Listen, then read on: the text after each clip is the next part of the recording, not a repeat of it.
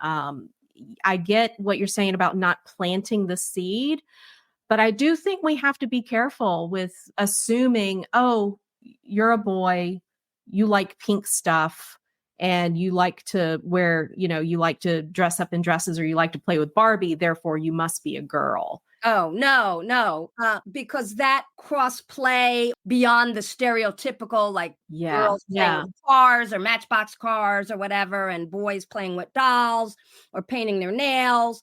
That doesn't take away from you being a boy and so I agree with it, you being a girl, because that's part of exploring, right? Just exploring different things. And, back in the day where there was a set, no, you can't play with dolls as a boy or a girl, you can't, that's for boys and this is for girls, that prevents them knowing from all sides of themselves. Because there's a masculine and feminine side of all of us. Dr. Liz is back for round 2. Dr. Elizabeth Henry, who is affectionately known as Dr. Liz, came back to the show for a round 2 because we just did not have enough time to talk about all the things in our previous episode. Here's a quick intro in case you have not listened to that episode yet, but do make sure that you go back and listen to that episode. Dr. Liz is a board-certified pediatrician, parent coach, speaker, author, and workshop facilitator with over 20 years of experience. She provides parents with tools and resources to connect, communicate, and support their preteens, teens, and young adults. And in this episode, we talk about the important conversations that parents should have with their children about really sensitive topics like school shootings and what it is to be transgender. And like you just heard in that clip, we also talk about gender expression and stereotyping and how parents can approach all of these discussions in a supportive and an informative way. We also discuss the challenges and importance of supporting and understanding LGBT youth and how school shootings are impacting young people's psyche. Many people shy away from having conversations like this, especially with those who might not share the same political points of view. I think we do an excellent job showing that when you come to a conversation with good intentions to listen to understand, it can be meaningful. I have much respect for Dr. Liz, and I'm so incredibly thankful to her for being willing to have tough conversations like these with me. Okay, let's get to it.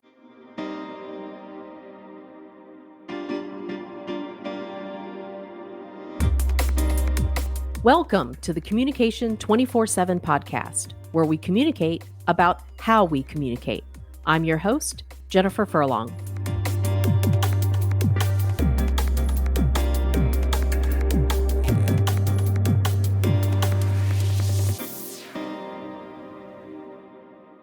Guess who I have back for another conversation? Dr. Liz. Welcome back. Well, thank you for having me back.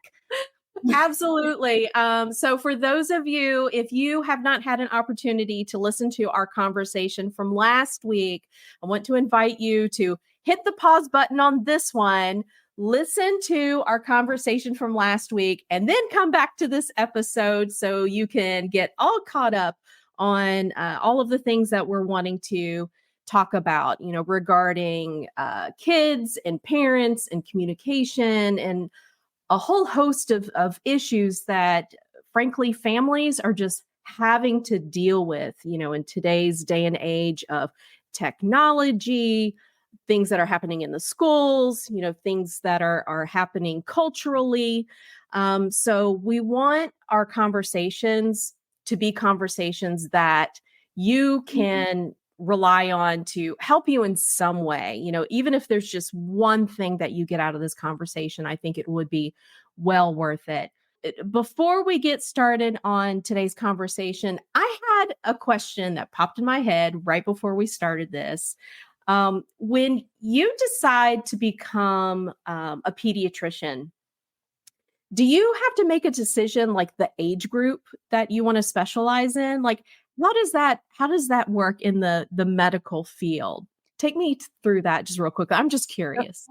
So after medical school, which is 4 years, 4 years college, 4 years medical school. And then during medical school, you decide what you want to specialize in, whether it's pediatrics, OB, surgery, and then you apply for a residency program. So I applied for a residency program in pediatrics, which is 3 years. And you train to take care of any age group from 0 through 23, through young adults. So when you have a pediatrician, they're trained to see kids, young adults, babies, all of that.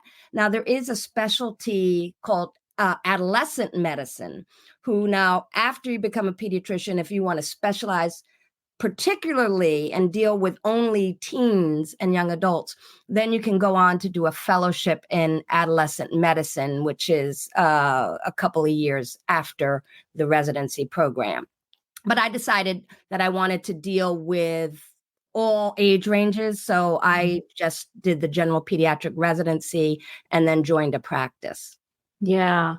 And I'm sure, since you do see kids that the ages range, like you said, from 0 all the way up to young adults, you have to be prepared to handle a whole host of different types of issues that these kids are going through. And I'm sure that the parents are a completely different thing that you have to deal with when you're working with these kids as well. Yes. Which is why I'm so thankful that you agreed to talk about this stuff with me on the show. I don't think we have an opportunity really to talk with pediatricians in this way, so that parents can, kind of see behind the curtain, if you will, of what pediatricians, really have to consider when they're meeting with their patients and the patients' families. So I saw there was a survey that the Boys and Girls Club, they do every year with all of their kids, that are a part of the club. Yeah. And this past year, I saw that in this survey, they said that a majority of youth, 70%, rate their ability to cope with challenges as medium to very low. That's a really high percentage. Do you see, in the years that you've been a pediatrician, have you actually witnessed, like, is it obvious to you that this has progressed? Like, this is gradually, it has gotten worse and worse over the years? Or is this something that's kind of like, oh, wow, out of nowhere, it's just all of a sudden really bad? What's been your experience with that? Well, I think it's a different definition of coping or what they're coping with, right? This Generation Z, or the upcoming the kids who are teens and young adults, what they're coping with is a lot different than what we're coping with, right? So it's the social media, which we talked about the last time, which we didn't have. Being on all the time and available with your phone, never being unavailable, because you always have your phone or your computer or something with you. It's the existential crises that are concerning them, whether it be the change in climates, the school shootings, which we talked about. So yes, I find that kids are having difficulty with coping with a lot of the stressors and the challenges that are coming their way today. But it's hard to compare because they're totally different, right? And they have a different impact emotionally and physically. When I practiced, I saw a lot more kids with anxiety. And I think this generation has a high level of anxiety, and they're anxious and worried about things, and rightly so, because kids are worried about some school shooter coming in, and they're there to learn, right? And they see over and over again young people being shot and teachers being shot while sitting in school. And it's not just once that they see it. Now with social media and with the ongoing news loops, it's over and over and over again. And you can't even really shield the younger kids, the 7 or 8 year olds. Now they have phones or they have computers or iPads. And so even if you try to shield it from them, they see it in some way. So And even if you say, okay, you're not going to have a phone, you're not going to have an iPad, they have friends at school that have them. And so certainly they're going to have these types of conversations. So if you're not there as a part of that conversation to kind of help them navigate through those waters, then the kids that are at school with them, they're going to find out about it. And I don't know, in a certain way that concerns me, that there could be a child out there learning about this stuff from other kids, and who knows where the other kids are getting this information. And now they're kind of having to deal with this on their own without the guidance of their parents. So even if you think that they're shielded from it because you don't allow them to have a phone or an iPad, or you don't let them watch YouTube or whatever it is, they're getting the information from elsewhere. Exactly. So you got to be in tune with that. And then kids are smart. I mean, so they know how to get around, like parental controls. I mean, you could put that iPad on lockdown and all of that. I have a friend of mine, and she has when her child was 9, like they put all the parental controls, and she like hacked through it. So it's best, as you said, Jen, to have these conversations with your child, because it's better coming from you, because you can control how you say it. What they need to hear, and what things they can take at that age. And it's better to come from you as a parent than the filtered information that's coming from their peers, which may or may not be accurate. Yeah, that's a big one right there. As a media analyst, one of the things I do is reading and rating the news for reliability and bias. And just last night I had a webinar talking about that very thing. Depending on which side of the news you like to pay attention to, you're getting that filtered information. And of course, if you're only listening to far right-leaning sources, or you're only paying attention to far left-leaning sources, there's a lot of confirmation bias going on in there. You have absolutely no idea, about the conversations that are happening across the aisle, or, at least even in the middle. And so that's, you have to be aware of the types of information that your kids are consuming, because they could very easily fall into that cycle depending on who they're hanging out with. And then, then that leads to the group think and, everything else that can happen that we've known about for a very long time. But I think just the way the hyper partisan media that exists today, it really works to increase that division. And so we have even a more difficult task, at hand with our kids, to make sure that they understand that aspect of it as well. And just to add that the technology, you can't take away technology for them. Even in schools, they are using iPads, right? They are using computers or ebooks and textbooks, or sometimes on their iPads. So they're always, you're not going to be able to shield them.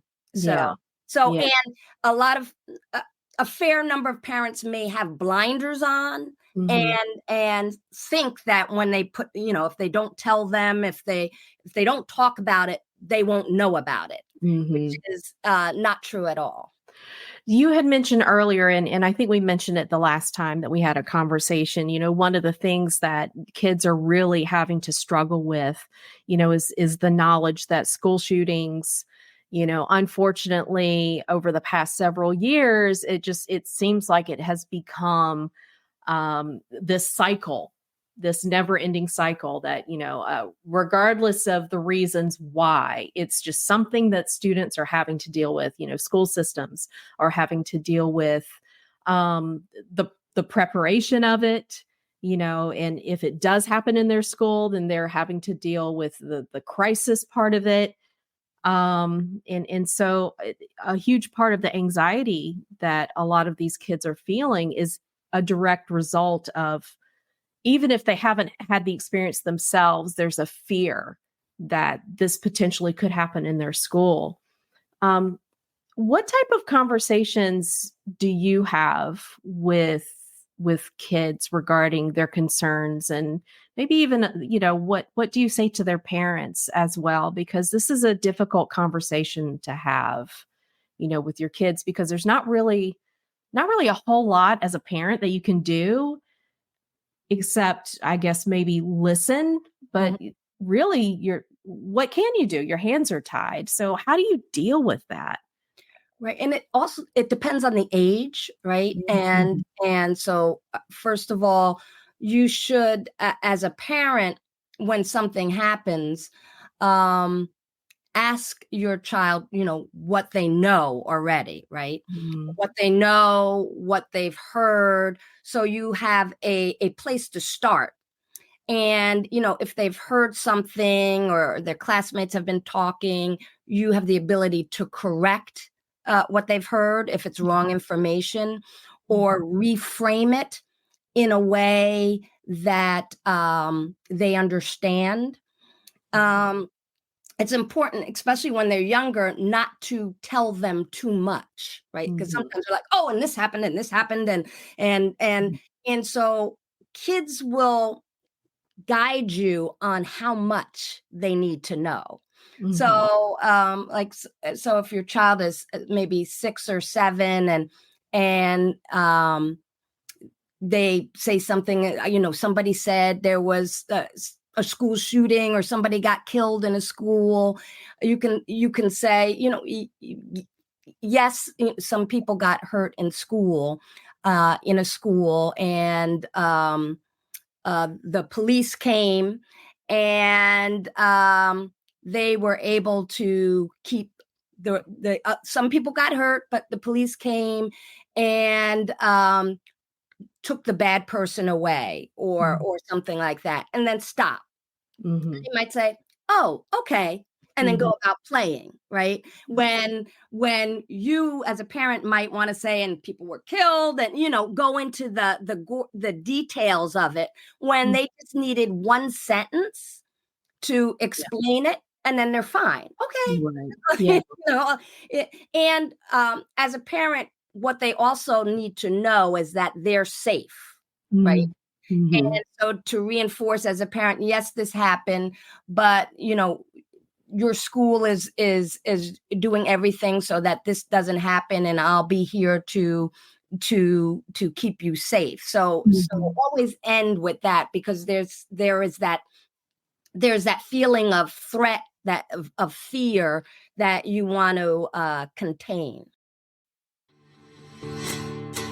What if it were possible to bridge the gap between you and your teen so that you could communicate with honesty, compassion, and understanding? What if you could transform your relationship with your teen so that you can guide them to be confident, capable adults who want to open up to you? If you like the sound of that, you need to get the book titled You Are Not a Bad Parent. It's by board-certified pediatrician Dr. Elizabeth Henry. She will guide you down a streamlined path to creating lasting connection and true understanding between you and your teen. Get your copy today by clicking on the link in the show notes.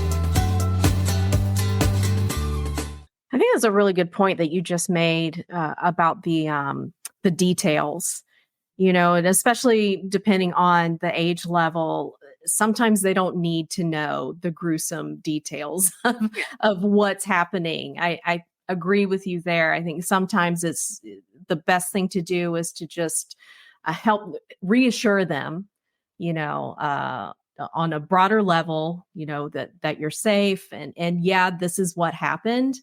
But I think, I don't know if it's because of social media. I don't know if it's because of the news that we read.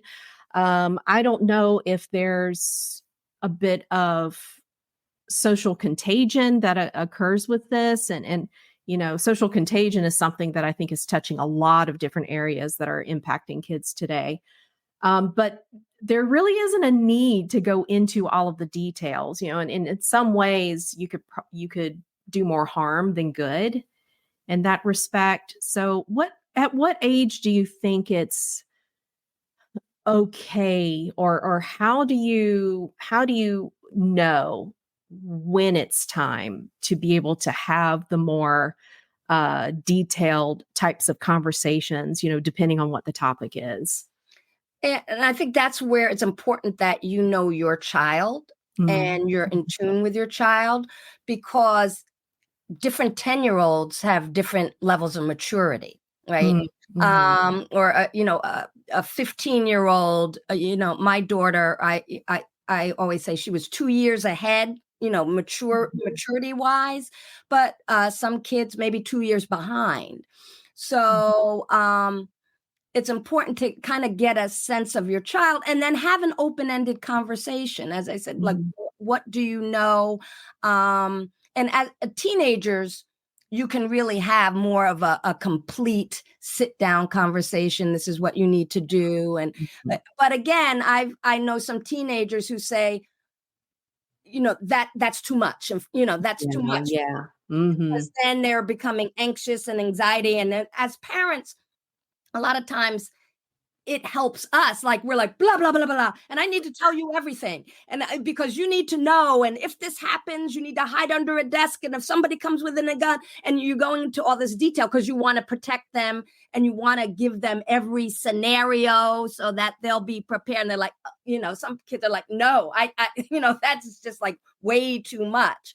So it's important to have a conversation. So Mhm. it's not just talking at them and about them, but if you're having an open conversation and dialogue, you can know, and when it's too much, and you give them the opening to say, I'm done. That's, you gave me enough information. I'm good right now. I've got it. And then, okay, the conversation is over. Yeah, that's another important point that I think you made regarding they feed off of the emotions that you are expressing in the moment. So if you are super stressed out about something, or you're showing that you're very anxious about this topic, kids will feed off of that. They're paying attention, and that's where I think a bit of that contagion begins to occur. It's like, oh, my mom is super, upset, and now she's like really, really stressed out about this. So, and she's talking to me about it. I'm going to be all stressed out about it. And so I think as parents, we really do have to be mindful of our presentation of the information and the way we're asking the questions, how we're asking the questions or how we're having the conversation, just staying in tune with our own emotions, and taking a moment to think, how is this impacting how my kid is perceiving this message? If they perceive that it's out of control because I'm making it seem like it's out of control, then I think that just feeds into their fear Yes. even more. Yeah. Um, And it's hard for parents. I mean, you have to mhm. you Yeah. have to finesse it, and there's Yeah. no there's no set way to do Mhm. something, and each child Mhm. in the family may be different. So Mhm. your approach to your oldest child may be different than your approach to the other two. So Yeah. there's a guideline and a framework, but Mhm. you're gonna have to apply it differently.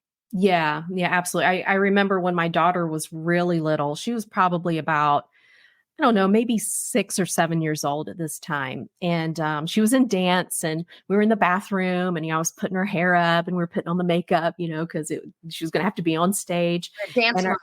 yeah, that's right, the dance mom, and I put her hair up in the ponytail, and at the base of her neck, I noticed that there were 2 really big, fat, juicy ticks that had embedded themselves. I had no idea, when they got there, how they got there, and I froze for a moment, and I remember just thinking to myself in that point in time, I cannot upset this child. Stay calm because if I start freaking out, she is absolutely going to freak out. And so I very calmly told her, oh, there's a couple of things in your hair that I need to get out of your hair. And she's just like, okay, no big deal. And I got the tweezers and I managed to get both of them out. And she had no idea. And we were the situation remained calm. And so I offer that just as an example of how, just really taking that opportunity to think about, let's not make things, we could potentially make things worse, if our go-to is to freak out a little bit. And you're right. I think every kid is different. So you really do have to be in tune with their personality, their communication style, how comfortable are they talking about certain topics, their level of knowledge. All of those things are so incredibly important, which is why dinner time conversations, like we talked about last time, so important. So you can get to know your kid and understand how to communicate with them more effectively.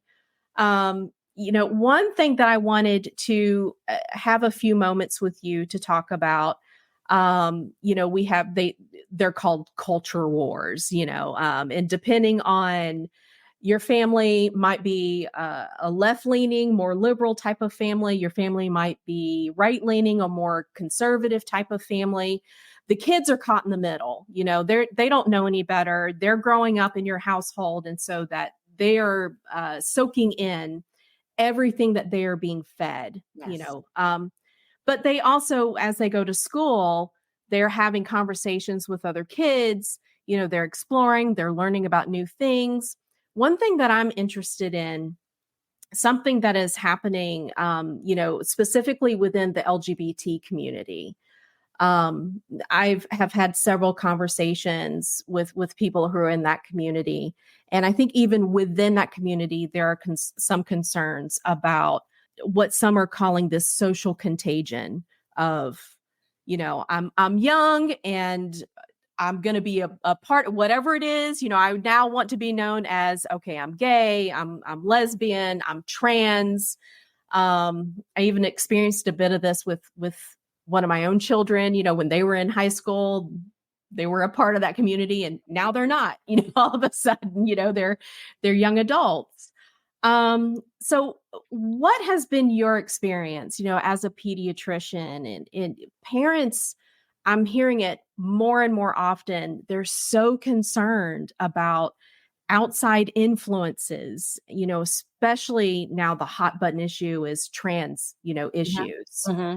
What type of conversations are you having with parents or, have you heard, from kids? Because it just seems like it's so prevalent today, way more so than, it used to be. Mm-hmm. Well, I want to, and you hear it all the time and the different pronouns and it confuses parents. Yeah. And I still am educating myself. Yeah, we all are. My daughter is correcting me and Right, and all of that. right. But I think it seems very prevalent now. Mhm. But I think we also have to understand Gen Z, and that Gen Z is a generation that doesn't believe in labels. Right. So like set labels, like our generation, we were like, whatever someone told us, like authorities, and this is how it is. We'd say, oh, okay, this is how it is. Right. Gen Z, this generation is, this is how it is. Well, why?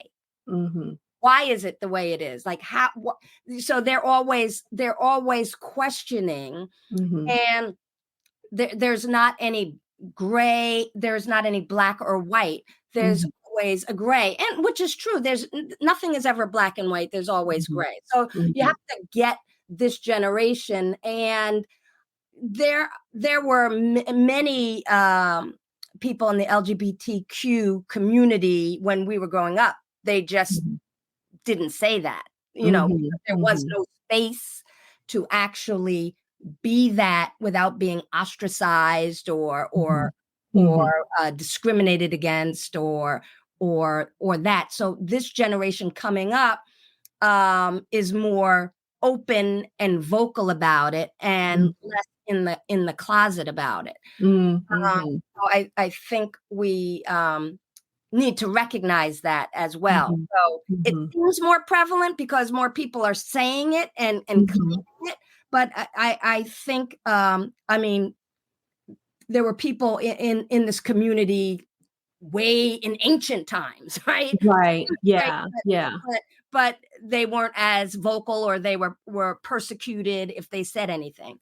So Right. um but and gender identity is usually um it is not, you don't come to it, you can't be convinced that you're a different gender. You're born with your gender identity, and Mhm. it's really solidified by the age of 4, where Mm. a 4-year Mhm. old can knows what identity, what who they are inside, or what they Mhm. feel inside, whether I feel I'm feminine or masculine, a boy or a girl. That's usually set by age 4. Yeah. Yeah. So you can't catch it. Mhm. It's not Yeah. like, if I'm hanging out with someone who's transgender or people in the LGBTQ community and I'm not that, uh, Mhm. it's not like they're going to influence me to be that, Mm. Mhm. which I Yeah. think a lot of people have to understand. So it's not Mhm. like, they're pulling me in and peer pressure, oh, you have to be that. If you're that, you're that. Yeah. And it's kind of difficult because say if we're talking about transgender, so if a person is born physically with the physical attributes of a boy, right, Mhm. their physical characteristics and their assigned sex at birth is, oh, here's a baby boy, you have a penis and all of that, you're a boy. But inside, inside, they do not identify with anything about being a boy. They Mhm. identify inside, the female characteristics, feminine characteristics. So who they are inside is female. So it's like being female trapped in a male's body. Yeah. Um, Yeah. but it's hard for anybody outside of that to get that, because there's the feeling of who you are inside, which no Mhm. one else knows but you, right? Like no Yeah. one else can feel that. Everybody else can see who you are, right? Mhm. Well, that's a boy, looks like a boy, but no one can actually experience Yeah. who Yeah. that person is on the inside. Yeah. And then so to a lot of people looking in, it's just like it's hard to get that, right? Mhm. Because but it's really for people who are transgender, it's really like being trapped in a body that is Yeah. Yeah. incongruent with who they are, Mhm. and growing up that way, and experiencing that. And as I said, some kids can experience that incongruency and start to experience it at age 4, and I'm 5, and I'm sure people have heard some stories where a 5-year-old will say, I can't wear that, or I'm not that, I'm not a boy, I'm a girl, and they look like a boy outside. So to grow up with feeling trapped inside Mhm. causes all types of they call it gender dysphoria, depression, sadness. Like 45% of LGBTQ members of the LGBT community, teens, young people, have thought about committing suicide in the past Mhm. year, which is high. So there is a lot of that going on, and I know you had questions and you wanted me to talk about how a parent, I think. Mhm. Well, Well, I yeah.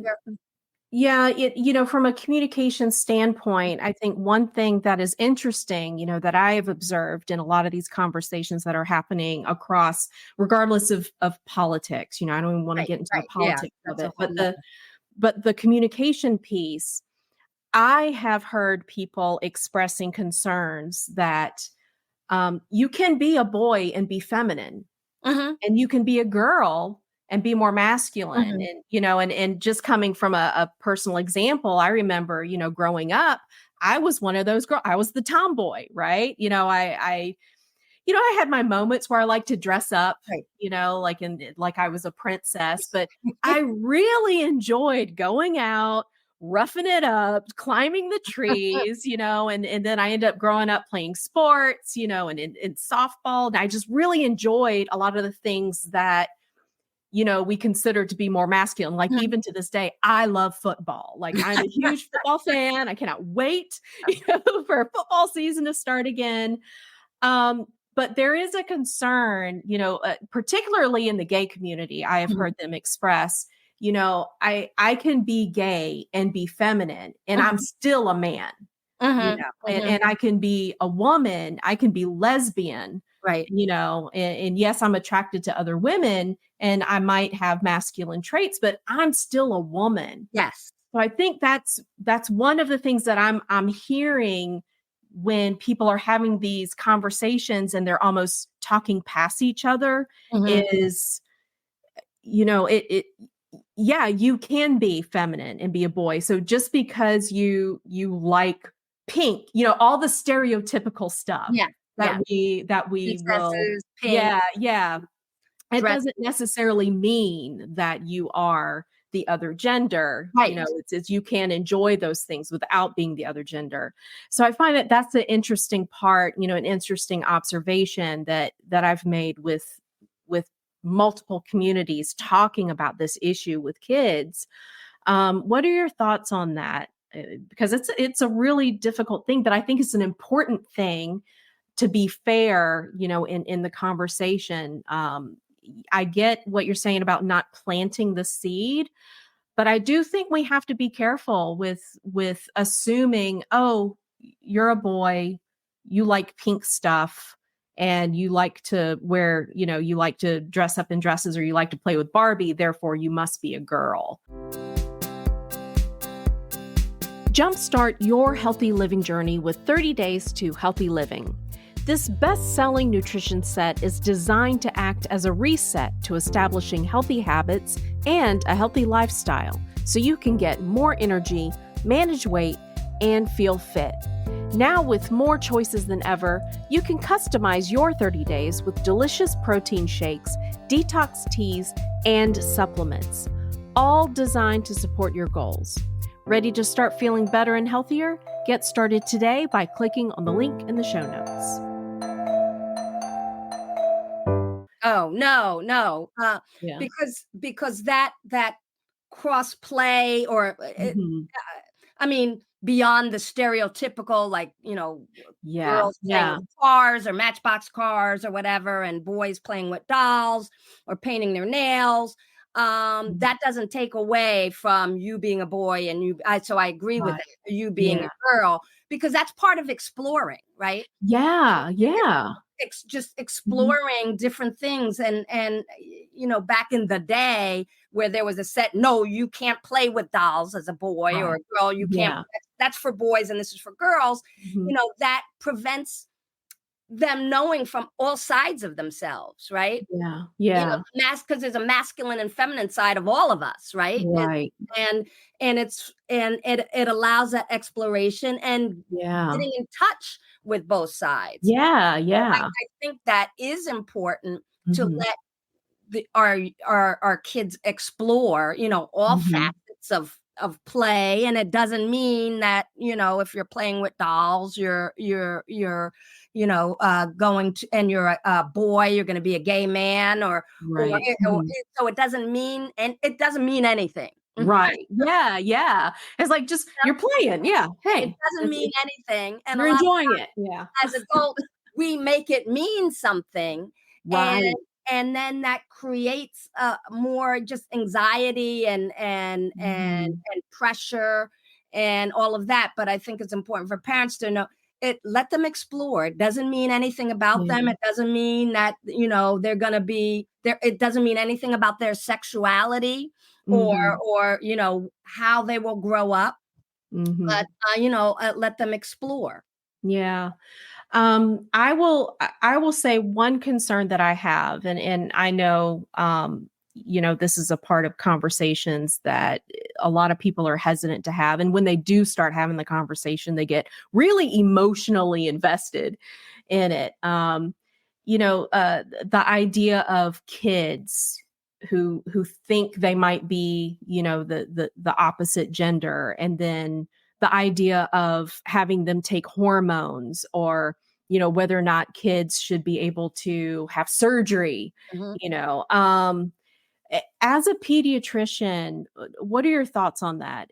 Because I will be upfront, I have really strong reservations about a 12-year-old girl who they're exploring and they're confused, and we all hated our body, when you start your period and you're growing boobs, and, it's a really awkward time, and I don't know anything about being a boy, but I'm sure, just being a mom of a son, they go through that awkward phase as well, all that confusion. To make a decision that's so permanent, there are so many detransitioners that are coming out now. As a pediatrician, what do you think about kids that are being put on hormones at such a young age, and there are even kids that are undergoing surgery and they're still teenagers, 15 years old at this point. I don't know. I have strong reservations and a huge concern about that. What are your thoughts coming from a pediatrician's point of view? Well, and your thoughts and your concerns are all valid, but from a pediatrician's point of view and the American Academy of Pediatrics, all of those things have a place, but it's not like it's not done without a lot of thought, and it's not done without there's a whole team that helps the family, because it's not just the teen or whoever the child go through that process. Now, as I had said before, when a child knows, and I mean, it constantly knows that this, I'm just using layman's terms, right? So can understand, this body outside doesn't match who I am inside, right? And to operate as a, if your gender identity is female and you look like your assigned sex is male, and everything about inside, it's not like, oh, I just play with dolls, or I just play, it's like, I am that, and I know that.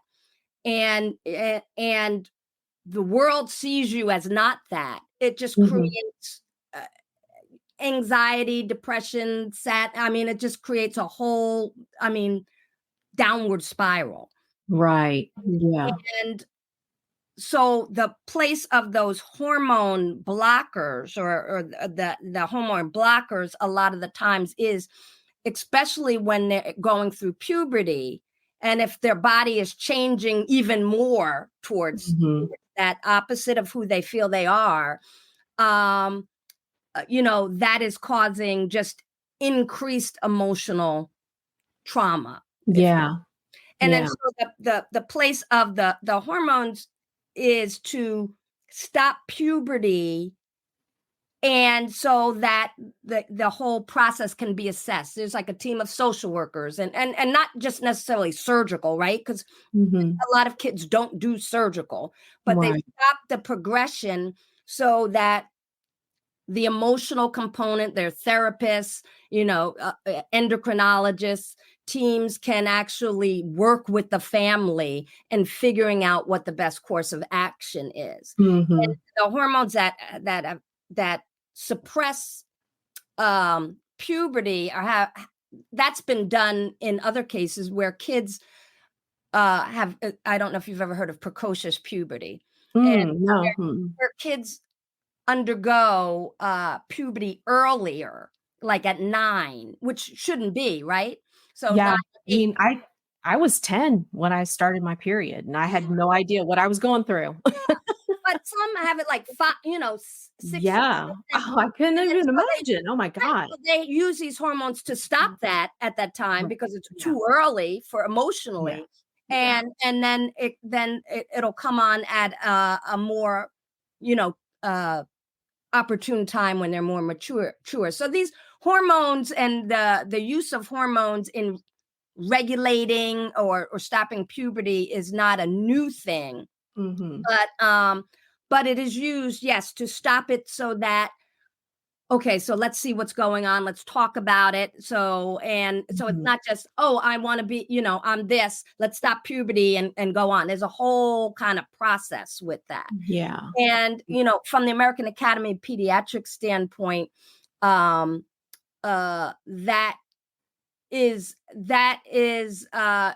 that there is a place for that. There is a Right. place for that after, appropriate assessment, appropriate therapy, talking about it from both family and child perspective to Right. see whether this is the best course of action in that instance. Right. Yeah. It's tough, and I don't envy families that are going through this, or kids that are going through this, because I can imagine it's such a difficult conversation to have. And I know I have my own bias, and so We all do. it's really, when you have your own bias, it's really hard to wrap your brain around it, because I have so many questions about, with hormone blockers causing osteoporosis, because you need the bone growth, and Mhm, mhm. and then what if you do regret it, Right. with a lot of the kids that are now, becoming young adults and wanting to go back, but Mhm, now their bodies have changed so much that they really can't go back. So mhm, now I feel for them, mhm, and that, man, what a huge thing that they went through, and now they're having to deal with the ramifications of that decision, and some of them do say that they just wish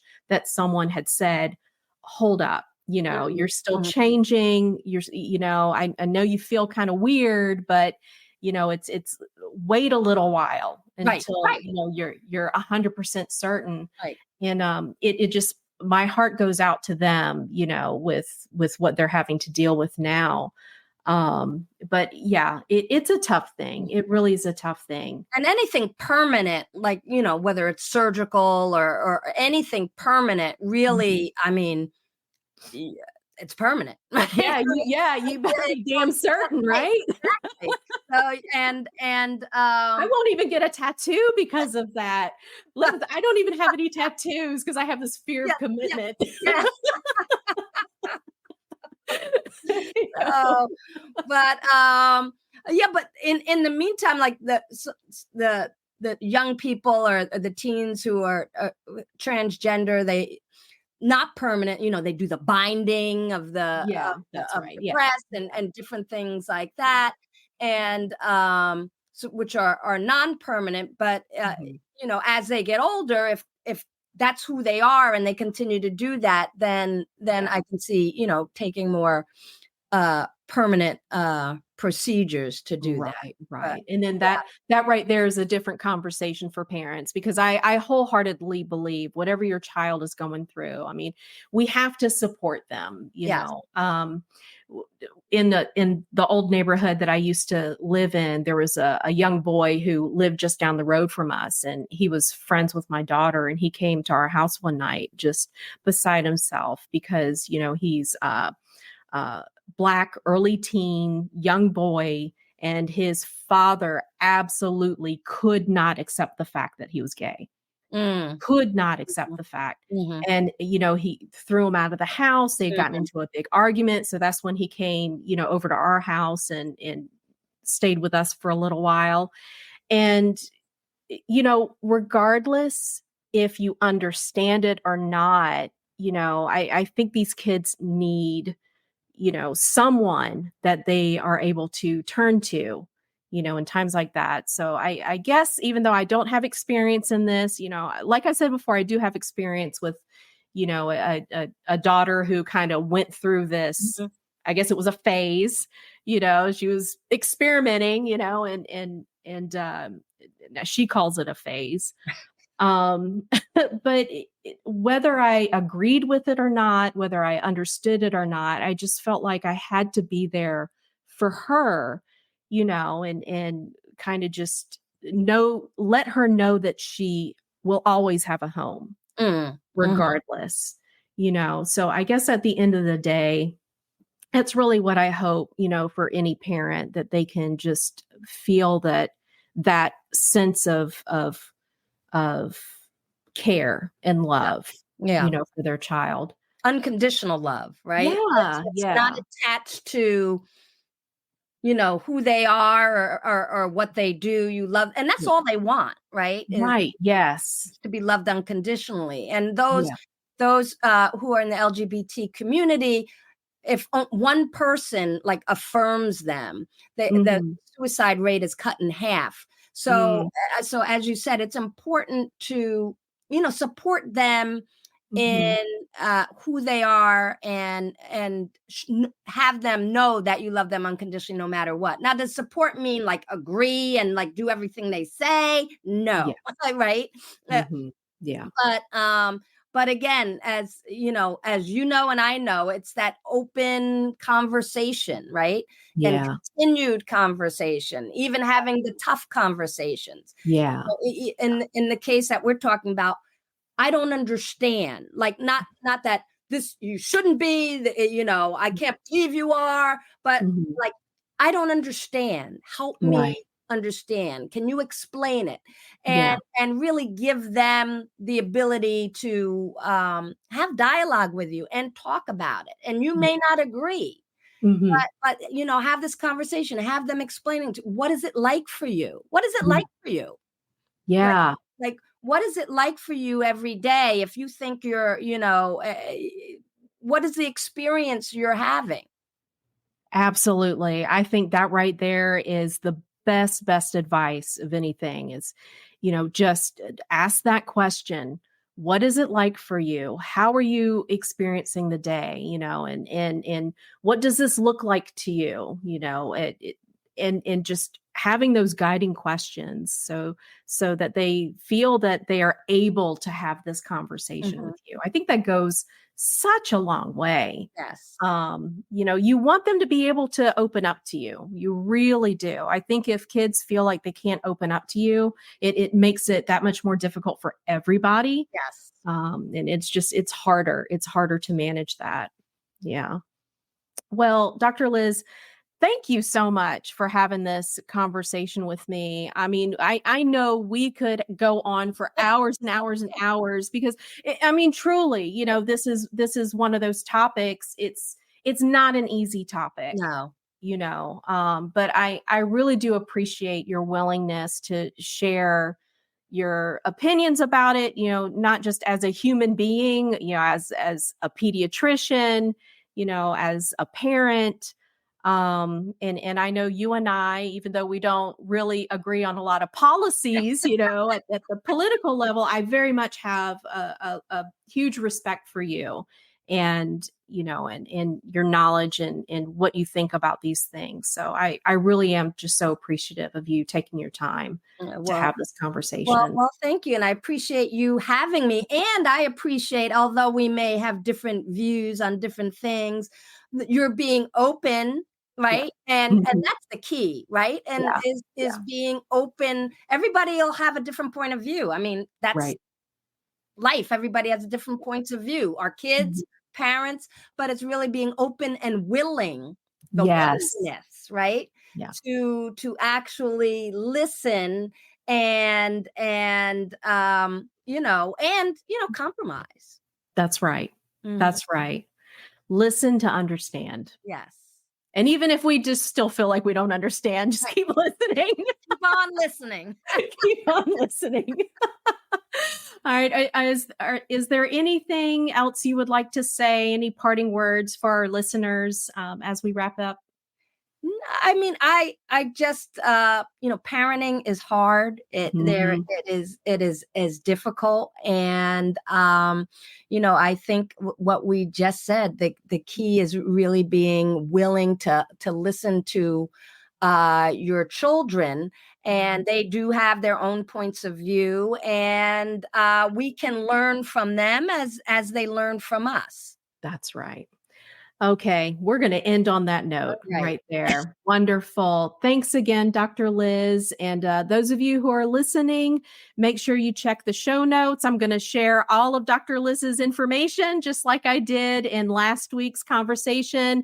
So once again, if you didn't have an opportunity to listen to it, hit the rewind button, go to last week's, and because we had a wonderful conversation at that point as well. So I hope everybody has a wonderful rest of your day, and you all take care now. Bye.